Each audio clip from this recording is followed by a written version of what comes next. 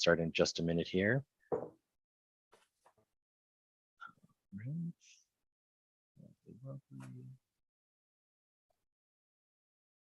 Perfect.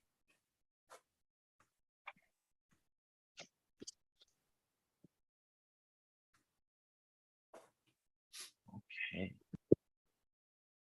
All right. Well, first of all, I would like to say welcome and thank you for joining us. My name is Matt Bender. I am your adult program coordinator here at the Schaumburg Township District Library. And I'd like to welcome you tonight to a very special program of ours. And you might notice a face besides our presenter, Keith, that you might not know, but you might recognize if you've been to one of our branch libraries. And we are going to get to Tina and Keith in just a second. But first, I have to remind you of what I remind you of every time that we're together, is that I have the closed captioning enabled, and you are able to adjust those settings through the live transcripts button on your Zoom tools. It has that closed captioning logo on it. So again, if you want to enable, disable, or change the font size, you are able to do that in Zoom. Secondly, we are going to be taking questions and answers for Keith, but we are going to ask that you type them as you think of them in either the Q&A or the chat box, whichever is more convenient for you. And then we will get to them at the end of Keith's presentation. His presentation is not very long, so there's plenty of time for questions. But if you want to get your question in and get it answered early, I'd recommend typing it as soon as you get it. And then I will return to help Keith ask him some questions about the bears, Katmai National Park in Alaska, and I don't know, anything else you want to know. Maybe his grooming tips, how to get such a sweet mustache. These are things he was trying to teach me. It wouldn't work. Right now it's not happening, but that's okay. Okay, let me talk briefly about some things that we have coming up here at the library that I'm very excited about you to know. As you know, on Thursday, we have our partners Live for Lolly. They are a wonderful community organization that helps people with substance use disorder. So people who have trouble with drugs and other kinds of addictions. Live for Lolly is an excellent program. They're going to come here in Rasmussen North Thursday at 7 o'clock to talk about what you can do about the opioid crisis in Cook County and at large. Live for Lolly is one of the organizations that can train people and distribute Narcan. And it's absolutely important that you, as a person, know what Narcan is, what it does, and if you need to administer it, how to do it safely, and also how to help people who are going through an overdose. I know that this is not a light topic given today's program, but this is something that's necessary and something that if you are interested in, again, is in person, Thursday the 29th at 7 p.m. I cannot talk about Live for Lolly more highly enough. Their staff are very dedicated, and I would really like if everybody in the community could come and hear them talk. I would love that. And then the other thing I'd like to talk about is happening this Sunday. This is our first Death Cafe. What is that? Well, a Death Cafe is where a group of people get together and they talk about death. But this is not a group counseling session. This is not a support group. This is not grief counseling. This is you could call it a philosophical circle, but you don't need to be that smart to join it. This is everybody experiences death. We all have these thoughts and these fears, and also this wonder about this mystery that is a part of our lives. And forever, it is a perennial topic of discussion the older that you get. So come and join us and talk about it. For personal experience, it is a relief to be able to talk about these taboo things in a safe environment. And it's interesting because, again, this is not as much as death hurts. It's also about the other parts of death, the interesting parts of death, and the parts of death that can bring change and bring comfort. So it's not just about sadness. It's about our lives. So come on to the Death Cafe, 1:30, Sunday, October 2nd. It is currently full. However, we have had no shows. So if you are still interested, please sign up. It's just an hour of your time. And I have found in my personal experience going to one at another community that it's absolutely worth it to come in and talk about. So those are the two very serious things I want to talk about. Let's get back to the thing that we are here for. And that, my friends, is the bears at Katmai National Park. So let me talk about first, I'm going to tell you about Keith and the many things that he has done.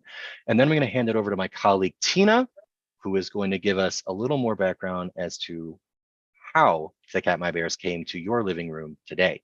So first, Keith Moore is a seasonal interpretive park ranger. In 2017, he graduated from Florida Gulf Coast University with a Bachelor of Arts in Environmental Studies and a minor in Geology.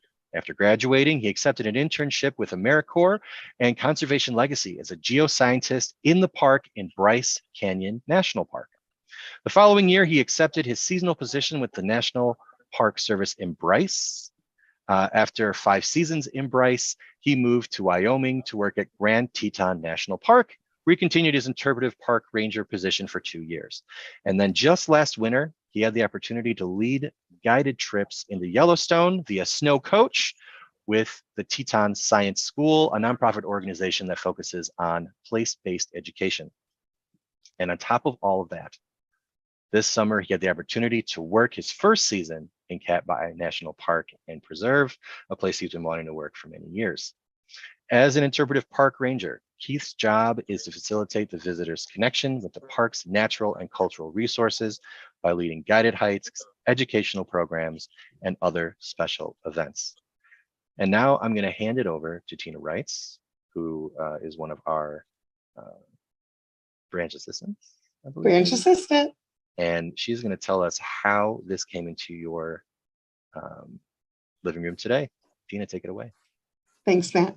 So I'm Tina. I'm the Hanover Park branch assistant, and I've been working for the library for almost 9 years. Lived in Schaumburg for over 30. And I've been watching the Katmai Bears on explore.org for at least 7 years, and have seen them come in June skinny and go out in October fat. And it's meeting the rangers on chat and talking to folks on social media, since I haven't been able to get there yet, has been just a learning experience about how wonderful these animals are and the salmon that they feed on and the entire ecosystem. And I just thought that by having a program like this, we could introduce this amazing ecosystem to everybody here, to help conserve it, because it's just a beautiful, beautiful place to see. Also too, we have Mike Fitz's book, who is the explore.org nationalist that you could check out at the library. Just need to call me and I'll put it on hold for you. And since we're going to be voting for a fat bear, 503 is my bear. He's going to be the fattest and he's going to win. Keith, it's all yours. Oh man, love it. Oh, guys, thanks for the intro. And yeah, I'm excited to be here. As you can see, my wonderful backdrop is a little taste of what's to come. I'm going to do my best to kind of paint a picture of what Katmai National Park represents and a little bit about the unique natural and cultural resources that we have here. I know most people are interested in bears, but I don't think it would, I wouldn't be doing it justice if I only talked about the bears. So I put together a little PowerPoint presentation for you guys. I'm going to go ahead and share my screen now. Okay. So Katmai National Park and Preserve, a cultural, geological, and natural wonder.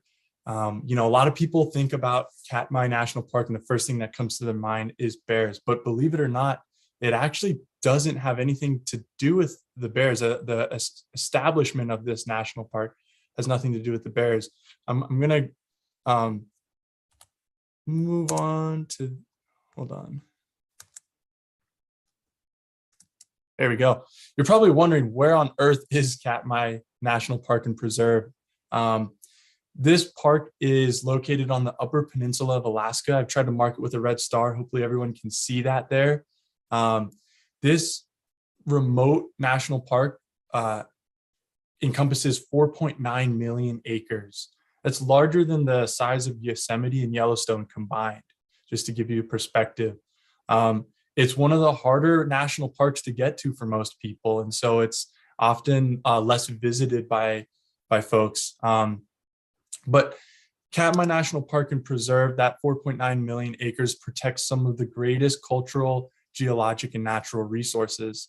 I want to touch more on the cultural history, just because I think that's, it's really important to acknowledge that this park and the land that it protects represents strong cultural places. And more specifically, I'm going to talk a bit, zooming in on this map here, I'm going to be spending a lot of time talking about like the Brooks River, Naknek Lake, Lake Brooks, the Valley of 10,000 Smokes, and a little bit about the coast of Katmai. But these areas that we're going to be talking about were largely occupied by Alutiiq, Supiaq, and Central Yupik cultures. Those folks are still here today. They still have ties to this landscape, and they still call this place home. So it's really important that when we talk about the cultural history of Katmai, we don't use the past tense, because again, they're still very much alive and well today.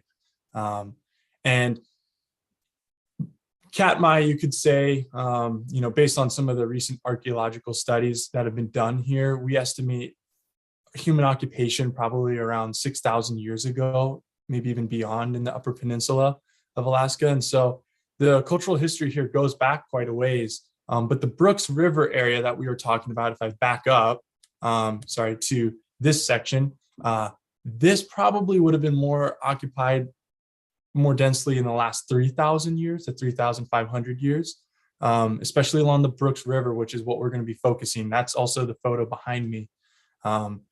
And one of the most impressive things I think about this area is that it represents the largest concentration of Arctic small tool artifacts in the world, which is a pretty big claim. And there's a couple reasons why. One of them is just that this area was very densely concentrated with that. And I think along the riverbanks, we find a lot of evidence of that. In Brooks Camp alone, we've discovered a little over 900 cultural sites.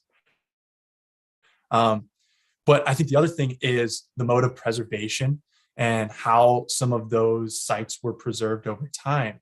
I'll talk a little bit more about that in just a minute. But moving on, another thing you need to know about this area is that it's part of the Ring of Fire. Now, I'm not going to get into a big conversation about plate tectonics and that geology, even though that's my background. And if you get me started talking about that, it might be a very long evening of geology. But what you should know from this is that the Aleutian volcanic arc is loaded with volcanoes.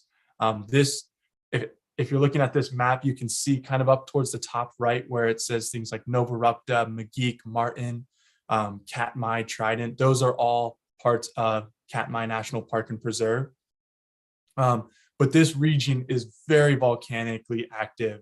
And part of that is due to the subduction zone going underneath the North American plate. As the Pacific Ocean subducts underneath of North America, it causes magma to rise to the surface, creating this epic ring, essentially, of volcanoes. Now, in 1912, on June 6th through June 9th, the Nova Rupta volcano erupted, and this led to a catastrophic change. This is the largest volcanic eruption of the 20th century. Most people don't even remember hearing about Nova Rupta, which I think is pretty interesting. Most people remember 1912 as the year the Titanic sank. But sure enough, the largest eruption event of the 20th century occurred right here where I am in Katmai National Park and Preserve.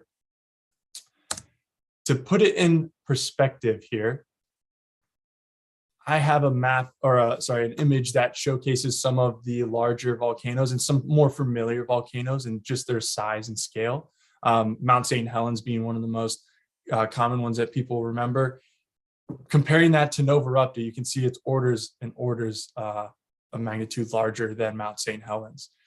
we estimated that 3 cubic miles of ash were deposited or ejected into the atmosphere. It was enough to circumnavigate the globe. Pretty remarkable. But I think what's also remarkable is that it ejected a pyroclastic flow onto the landscape itself. In some places, it's 700 feet thick. So essentially a river of ash and gas and magma was just flowing down this landscape. And that is what created the Valley of 10,000 Smokes, which is what most people come to see when they are coming to Katmai for the geologic portion of it. This image right here is actually showing you the dome that formed after the eruption of Nova Rupta. We call this like a volcanic dome or a resurgent dome. But that spot right there is where 3 cubic miles of ash was ejected into the atmosphere, and that several 100-foot thick pyroclastic flow was coming out of. You can hike out to this. There's no marked trails to get out there. It's all just hiking on top of pumice and ash. It's really remarkable, but it's definitely a challenge to get out there. In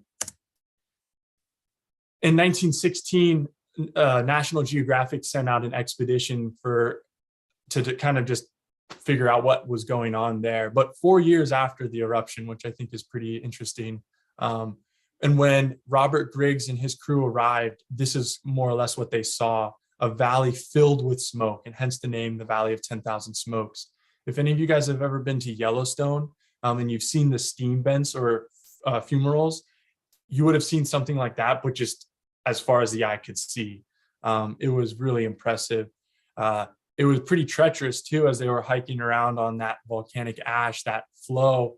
They'd have their hiking poles or a metal pole, and they'd punch a hole in the ground and a steam vent would open up. And at some points they would even punch holes in the ground intentionally, put a frying pan with food over it and cook their food like that. So it was still very much hot. But if you were to go there today, you would not see the same thing. It would actually be, there would be no more steam coming off of the main valley. The volcanoes, however, are still active. And so it is still of geologic interest, I think, in that regard. In fact, we even have scientists that still come to the park and study some of the volcanoes and the mechanics of just how these are working, especially the magma chambers that are sitting below. If you want to talk more about that, feel free to drop a question in that and we can talk about that a little more afterwards. But I think what most of you guys are here for are the bears. I know that's what we're all getting excited about here with Fat Bear Week right around the corner, and we'll talk about that. But I do want to just point out that Katmai National Park, aside from the really incredible cultural resources and geological resources, we have one of the largest concentrations of brown bears in the world. We estimate there to be a little over 2,000 brown bears that use Katmai National Park and Preserve, which is pretty remarkable. For kind of the rest of our discussion, I'll be mostly referring to Brooks River, not the park as a whole, but mainly that 1.5 mile stretch of river. And just a quick, a little background info on brown bears for those of you who aren't experts like Tina. Maybe we could start by looking at basic things like how old are brown bears? What is the average age? Typically, they'll get to about 20 years old. That's a pretty good lifespan for a brown bear in this ecosystem. However, we do have some bears here that have exceeded that average age. And it's pretty amazing seeing some of those older bears come back to the river year after year. As far as size goes, some of our adult males will come out of hibernation already weighing like 700 pounds or so.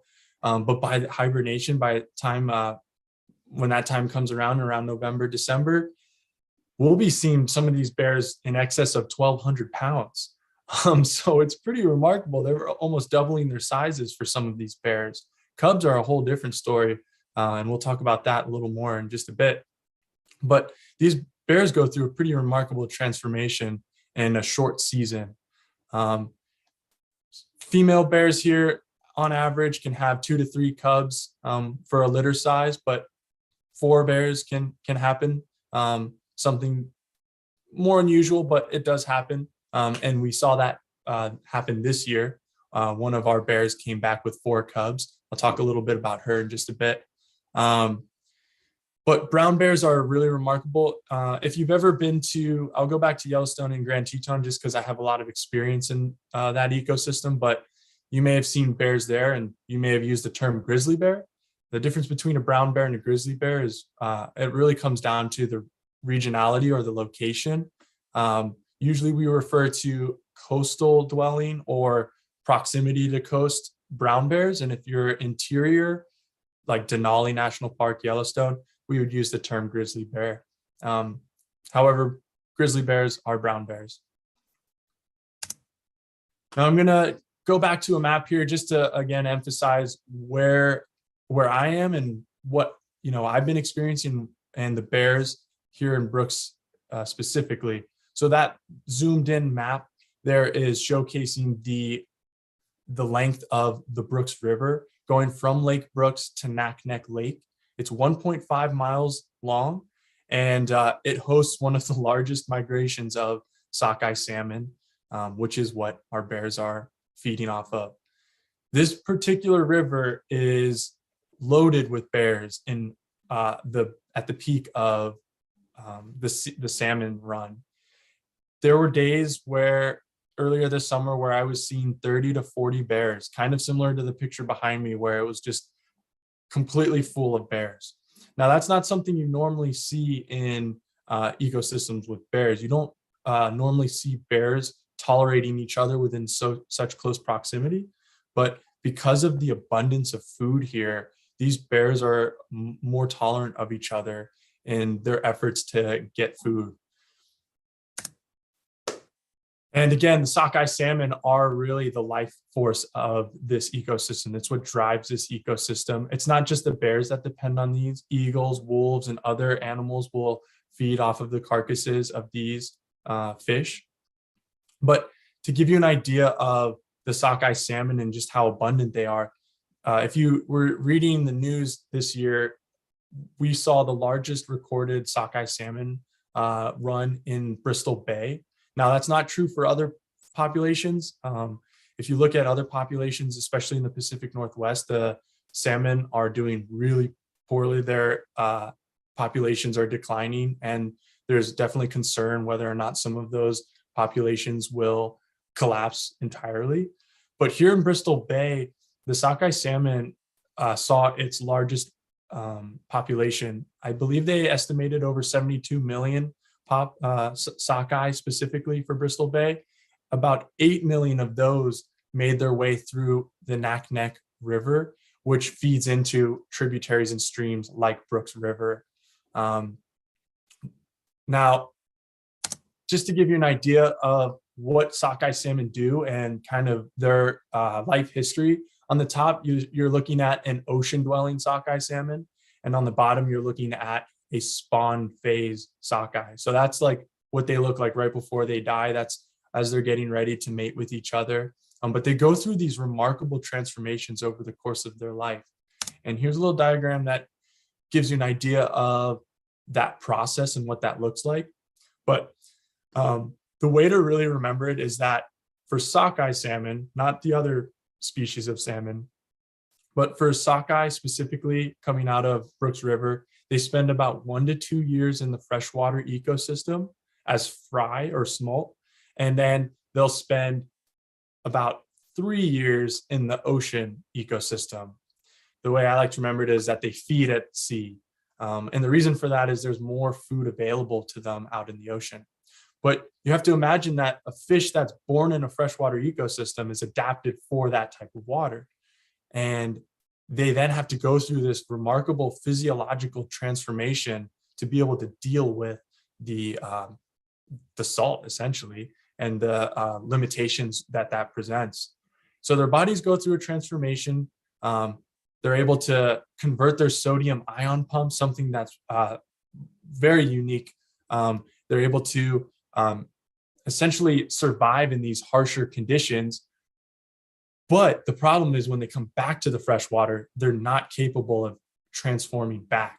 And so they're slowly dying as they make their way back to the same gravel beds that they were born in so that they can spawn.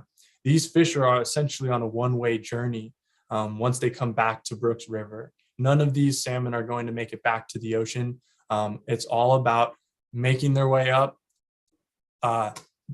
laying as many eggs and fertilizing as many eggs as they can, and essentially giving their bodies back to this ecosystem in a pretty traumatic but impressive event. And the bears have keyed in on that pretty well, which is why we have such a large concentration of bears here. Now, we talk a lot about fat bears this week, and this is kind of like all that I can think about right now, but I just imagine bears stuffing their faces, eating as many fish as they can, getting ready for a long, cold winter that lies ahead of them. These bears will eat a lot of fish. At the peak of summer, they'll be eating they'll be potentially gaining 3 to 6 pounds of fat every single day with how much fish they're eating. It's truly remarkable, sometimes a little grotesque. You could imagine that eating that many fish would make you a little sick. This right here is one of my favorite bears, 128. She is an excellent lip fisher. So that picture you see behind me, some bears, they like to fish from the falls, from the top of it, in hopes that they'll catch fish as they're jumping up the falls to make their way over to Lake Brooks, where they'll then spawn. So some bears have adapted strategies such as this. Another bear, 151, he likes fishing from the lip as well. He's also capable of fishing from other places. So this, sets him apart from some of the other more dominant male bears in Brooks River. They're able to adapt and use different parts of the river. And then in some cases, it won't just be one bear. Like I mentioned earlier, they tolerate each other to a certain extent. And surely the fishing from the lip, you have to tolerate close proximity to other bears as they're all trying to catch fish from the top. Some bears prefer to swim and dive around and scavenge from deeper water, like this bear right here that's looking for carcasses that have floated out of the river into Naknek Lake. Some of the bears dive into the river to catch fish and pull them out. Or in this case, this bear was diving in to catch a floating carcass that was going by. So different strategies yield, somewhat different results. Some of the bears, like this one here, 747, he is a huge bear. He's one of those bears that I mentioned can be exceeding 1,200 pounds by the end of summer.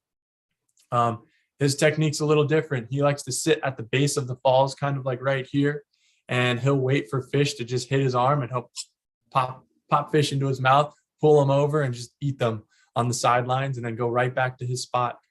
He's got his thing dialed in. But bears like this are able to pack on some serious calories throughout the season. And then other bears, have to provide for their cubs, which can be challenging as well. Not only are you competing for space with other dominant male bears or other dominant females with cubs, but you're also trying to provide for your cubs. So it's challenging in that regard as well. And then, of course, like I mentioned, eating all that food has some consequences. In some cases, bears, you'll just see them passed out on the sidelines because they're in a food coma, like this bear right here. But I think one of the things, that to me is really remarkable about this place is just the sheer number of salmon that come through and how it supports this ecosystem. The only reason we see the concentration of bears that we have here in Brooks River and Katmai National Park is because of those salmon.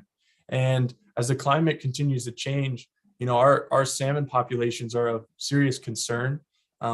There's a lot of debate whether or not these salmon populations will remain intact.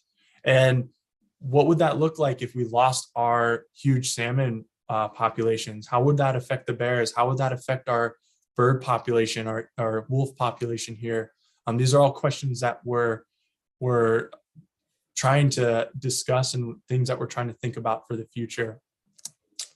But with all that being said, talking about how much these bears depend on salmon, it's all with one thing in mind, and that is the ability, or maybe not necessarily the ability, but like the opportunity to put on as much weight as they can, so that they can survive those cold winter months. And over the course of the season, we'll see bears come out of hibernation looking really skinny, and they'll balloon up to bears like this one here. That incredible transformation is something that we have started to want to celebrate, and that's where Fat Bear Week was really born, as more like a recognition and a celebration of the transformation that these bears go through. And so that's what this is all about, Fat Bear Week. I believe I sent out this for folks to get. We haven't released our formal bracket yet for the Fat Bear Week. That will be released on October 3rd. This is kind of a template for you if you wanted to print this out and to use at your home or your office. But we also have, for the second time in a row, Fat Bear Junior, where we put cubs against each other. This is really exciting here because we've got the opportunity for one of these cubs, whoever is crowned victorious, to face off in the adult version of Fat Bear Week. I'll go back to that. So whichever cub wins, it's going to be facing off with some serious competitors. So I want you guys to get out there and vote. I'll include links at the end of this program, and you guys can decide who you think should win. I'm actually going to run you through a couple of the contenders here because I think seeing some of their transformations is truly incredible. This is 910's cub here. It's a spring cub, so it means it was born in hibernation from this year. This bear has surely put on some pounds, and that's a testament to mom's ability to fish, I believe. But it's also a testament to this cub's ability to stay safe by treeing itself, as an example, or being on the sidelines. Now, this is this location here, the Brooks River, and specifically the falls, like behind me here, they can be really dangerous places for some of these small cubs to be, especially in the presence of such large dominant bears. And so there's a kind of a risk and reward with taking a young cub such as this one to the falls. But surely I think that paid off when you look at this fall photo of 910. This is 910's cousin, 909's cub. It's a yearling cub, so it was born two winters ago. This bear has also proven that it has put on some pounds. This first photo was taken in June, and then of course this larger photo of the same bear was taken in September, just a week ago actually. It is truly remarkable to see how some of these bears can transform.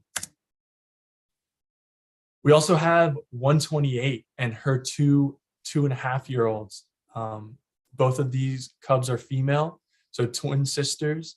They've been really fun to watch as well. Typically, adult females will emancipate their cubs after 2 years old. So she should have already kicked them out this year, but we saw her keep them on for an additional summer, which is pretty impressive. That means that these bears have acquired more skills and have been able to benefit from mom's fishing ability for a whole extra summer.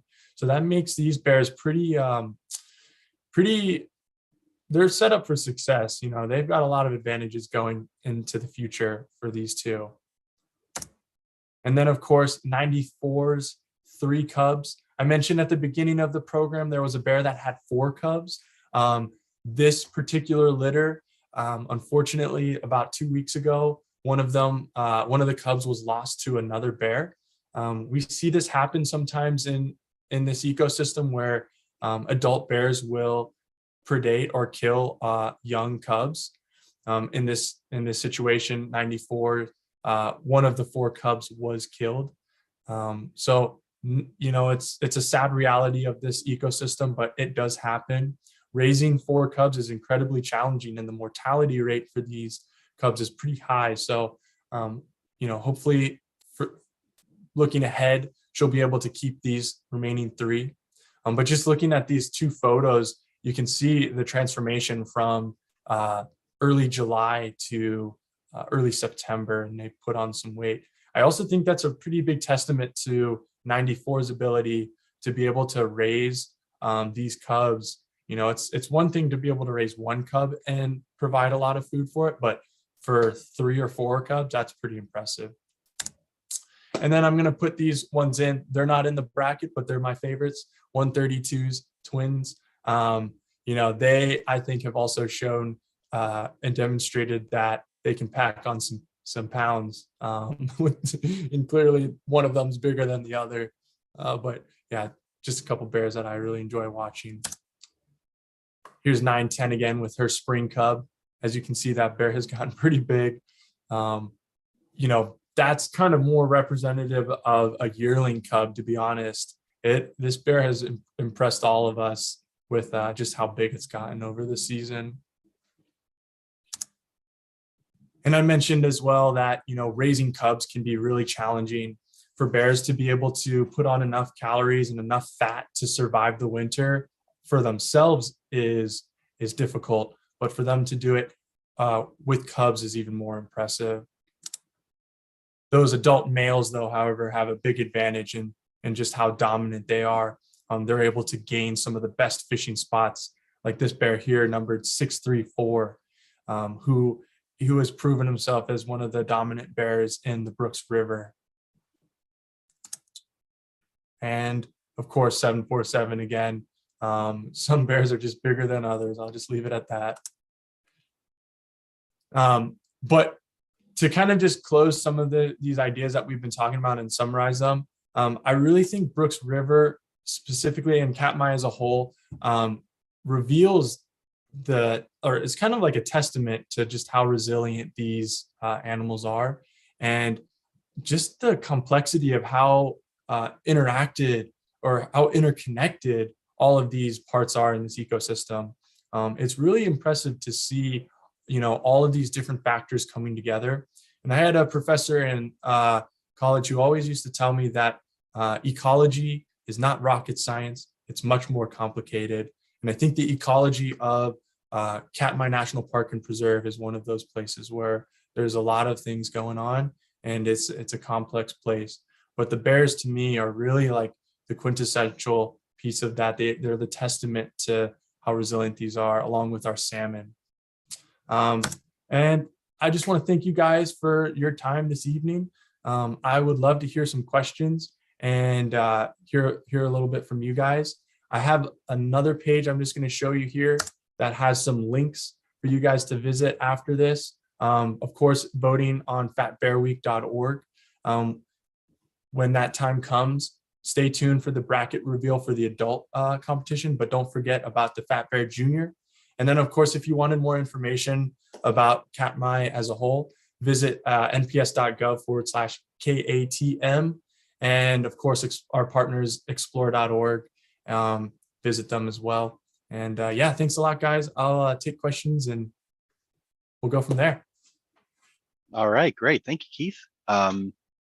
Let's see, we do have a few questions here. And again, please feel free to type your question in for Keith in either the chat or Q&A box, whichever one is convenient for you. I will switch between both and I'll try to get to all your questions. Okay, first, this was said during the beginning of the presentation when you were talking about the tectonic plates, but Bobby would like to know, what does the ground feel like at Katmai to hike, given it's surrounded by all these different volcanoes and other things?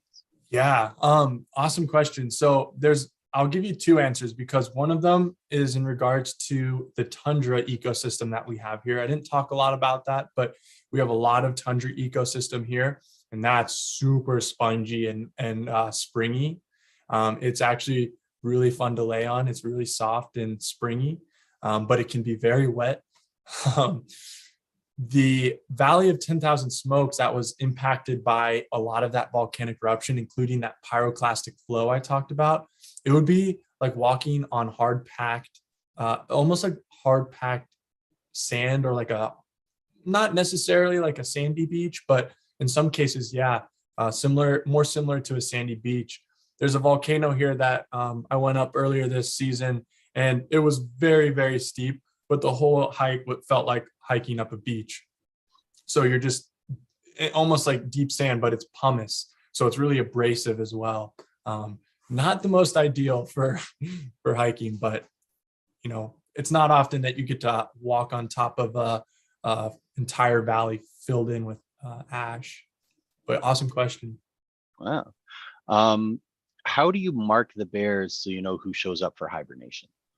Yeah, I didn't mention this, and I'm glad you asked. We, part of our bear management plan here is to not collar and tag the bears.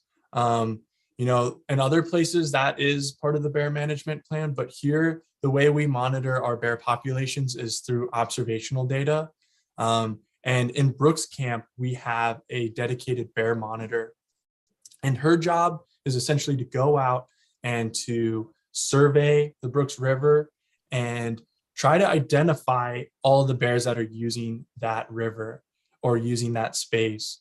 Now that's, just me saying that is making me think just how difficult that is, but it is truly, it's almost an impossible task. But this bear monitor is incredible. She knows her stuff, and she can differentiate bears based on scars, different times of the year based on fur color.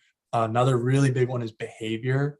But she's able to use all these context clues and identify which bear is which using a database of bears that we have collected over the years. Now, some bears utilize the Brooks River. Maybe let's say a bear decides to show up to Brooks River one year. It makes the survey, and then next year it doesn't show up. It doesn't get counted in that survey. And then the following year it shows up. So sometimes bears don't come back year after year. It's not uncommon to see bears use this area for a little bit of time and then just completely disappear and not come back for years. So it makes things really difficult. But using observational data and context clues, we can identify some of the bears. We believe that there's roughly 100 different bears that used the Brooks River this season, which is pretty remarkable. I know the largest number of bears ever seen on one day from one point of view was about 60, which is crazy. The most I saw this season was about 42. But to think about just how many bears utilize the river is truly impressive. But hopefully that answers your question. It's all using observational data and our monitoring process. Wow. How many fish do the bears eat in a day? Oh, depends on how good of a fisher they are, I suppose. Some of the adult, like really dominant adults, like 128, that female I talked about that fishes from the top, or 747. I mean, man, they're capable of catching over 10 to probably over 20 fish, depending on how good they are, I suppose. But if you think about salmon weighing, sockeye salmon, let's just say 5 pounds on average, that's a pretty good amount of poundage for fish. Just to give you a fun story, it kind of seems like in Brooks River, you see days where there's a lot of bears and then days where there's not as many bears, even though it might just be like one day apart. It almost seems like an every other day type thing. And there was one particular day where I saw not only huge numbers of bears, but huge numbers of salmon making runs up the river. And the next day, there were no bears to be seen. It was like a third of the number of bears that I was seeing within less than 24 hours earlier. And if you looked on the side of the river, there were bears just sleeping everywhere. It was like they were all passed out because they ate so much salmon. It was hilarious. I like that. That's a good visual.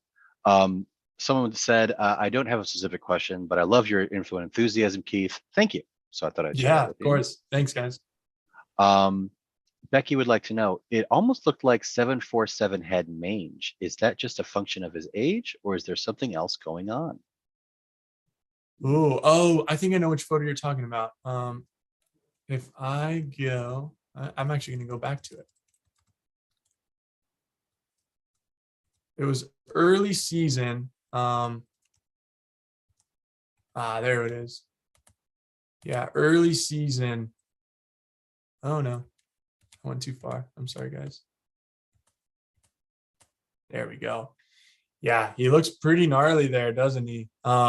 It's interesting how bears will transform over the course of the season. In this case, this was him losing his winter coat and going into his summer coat.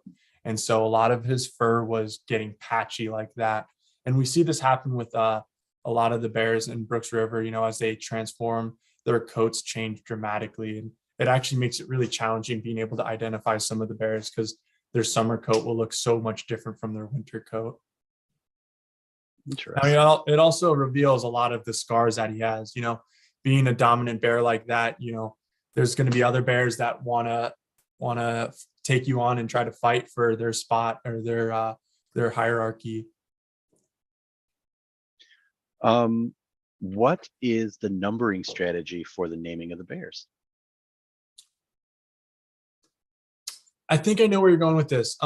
So for the bear monitoring and our bear management, every year when our bear monitor goes out and she's identifying bears, she will identify whether or not she's seen this bear before and go from there. But when she identifies a new bear, one that she hasn't seen for Brooks River, or maybe, for example, it's a cub that has been emancipated from the mother and is now on its own, that's when we can start monitoring the bears. We don't really assign cubs numbers just because they're still with mom. And so we pretty much lump them together. But as soon as they're on their own in what we call a subadult, so freshly kicked out from mom, but not quite mature enough to be an adult, we can start numbering them. And we use a different 100 series every year. So right now, this season, we were on the 300 series. As an example, there is a very famous bear, 435 Holly. And this particular bear had a cub. She has kicked it out. It's on its own. It's technically a subadult, and it made its way into our monitoring series. And that bear is now numbered 335 because this year was the 300 series. I hope that answers the question. Yeah. Susie would like to know, how safe is the camping around Katmai with the bears? Yeah, awesome question. If anyone here is thinking about camping with bears, I'm all about recreating and camping in this area, but it comes with the importance of making the right choices and being responsible with how you camp. And the most important thing is how you manage and store your food. Whether you're in Katmai National Park or Yellowstone National Park, Grand Teton, wherever you are. And you know what? I'll just even say this. It doesn't even matter if there's bears in the area. If there's wildlife, it's your responsibility to store your food properly. And that's one of the most important things that we can do when we're here in Katmai. Now, we do have a campground here. It's surrounded by a bear-resistant electric fence. That doesn't mean that it's bear-proof. So it's important that campers still practice those things by putting all scented items in a stored area, like a bear canister inside of one of our gear caches is another great location, or our food caches. But if you were, for example, camping in Katmai National Park outside of Brooks Camp, out in the backcountry, I would recommend that you put your food in a bear-resistant canister and keep that 100 yards from where you're camping.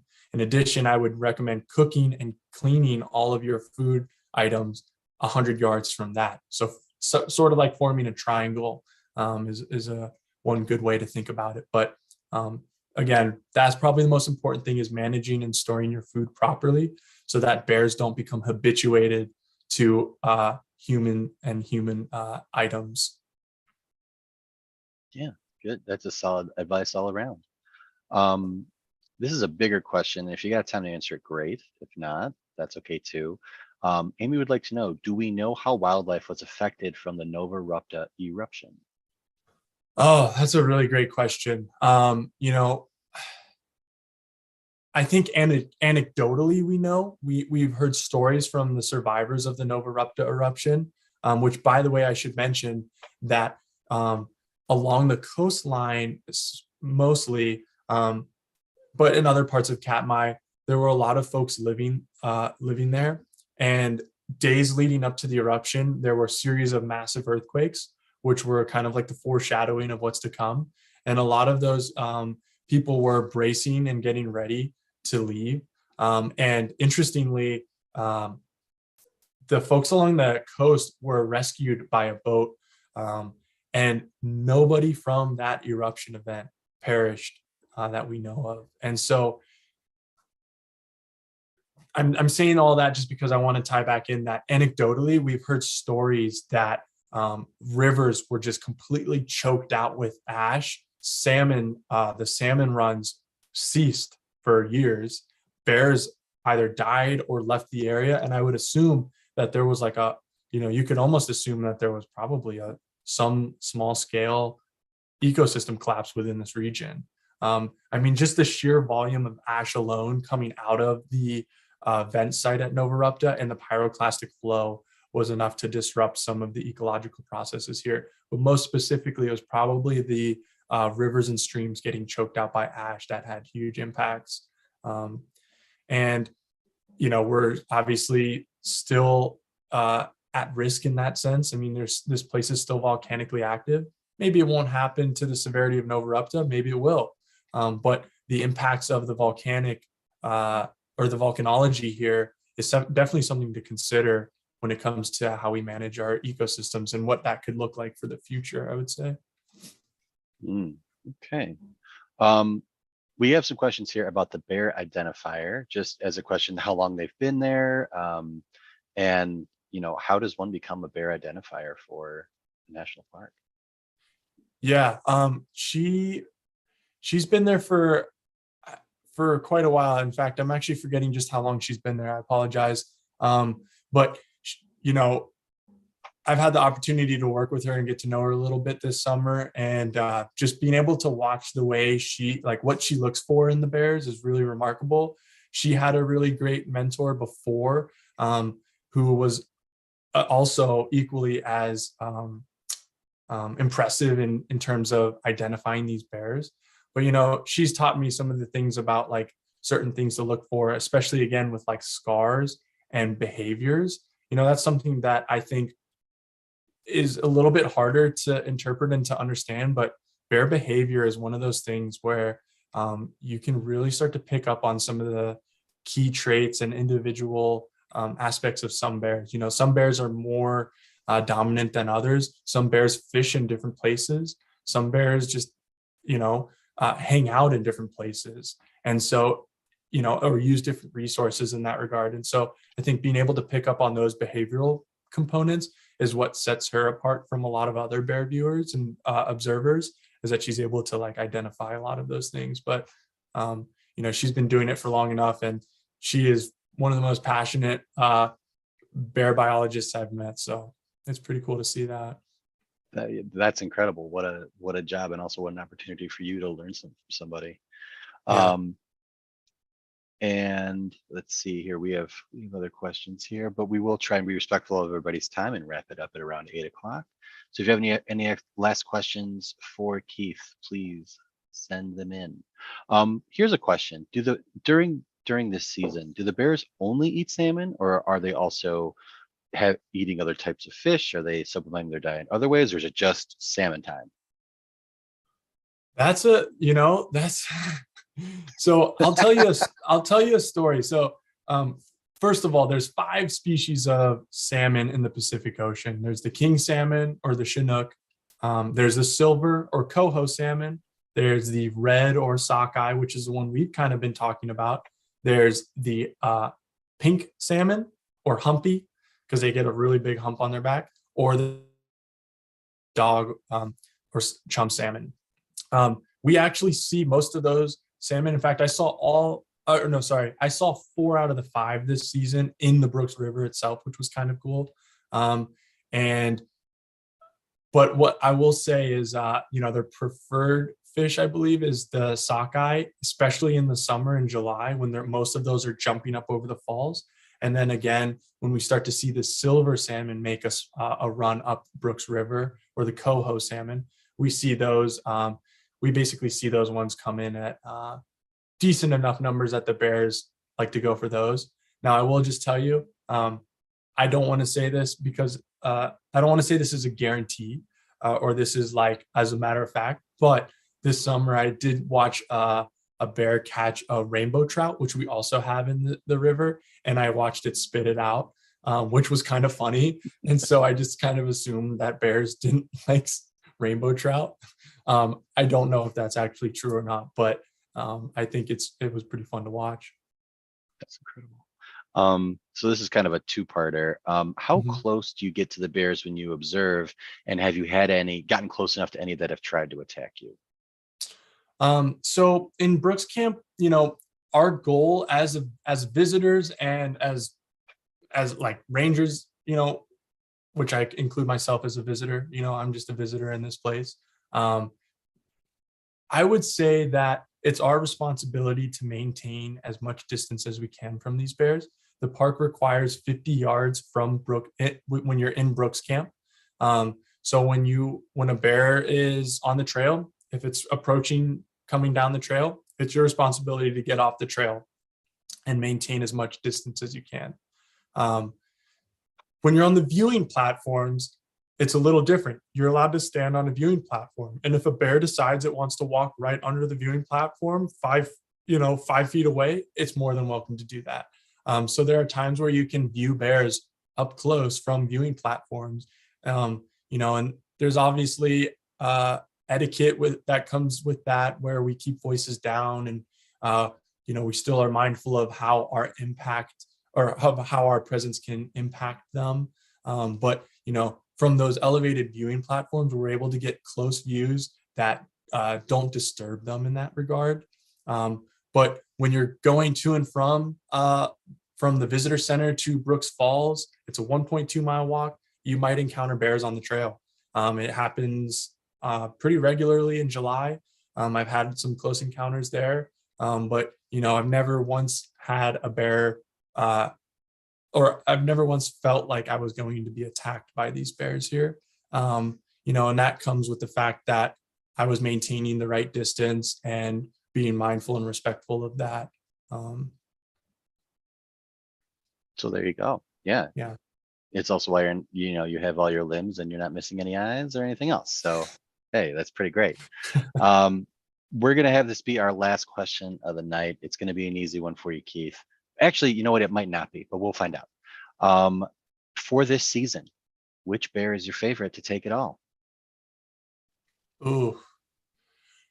I cannot answer which bear is my favorite that's going to take it all, because that's implying which bear is going to win Fat Bear Week, which I can't tell you who's in Fat Bear Week just yet. So stay tuned on that. But I can tell you which bear is my favorite in Brooks Camp and in the Brooks River. And it's probably a bear number 821.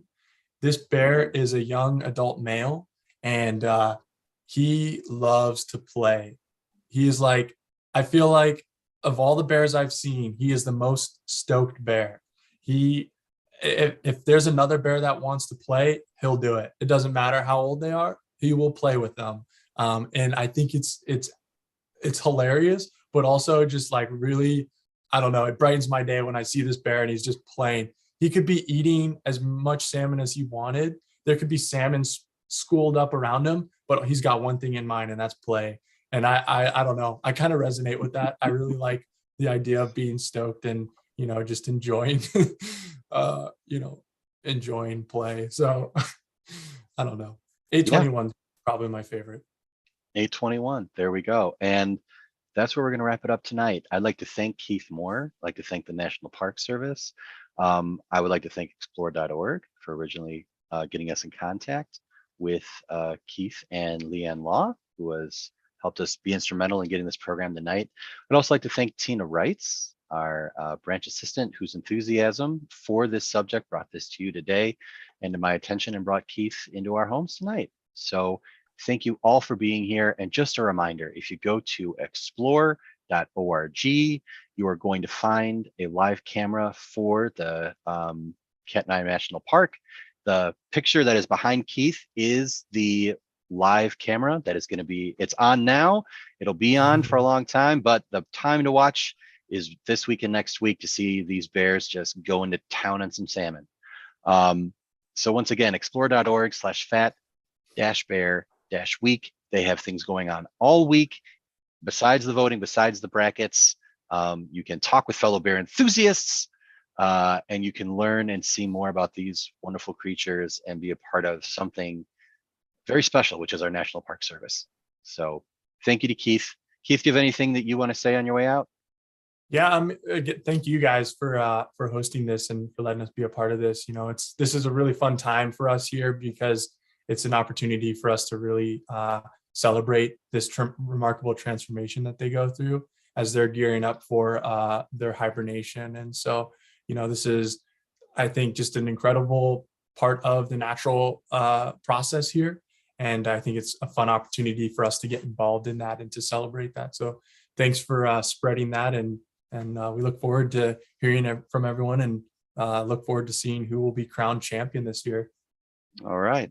Let's see. We'll see how it goes. Yeah. All right, everybody.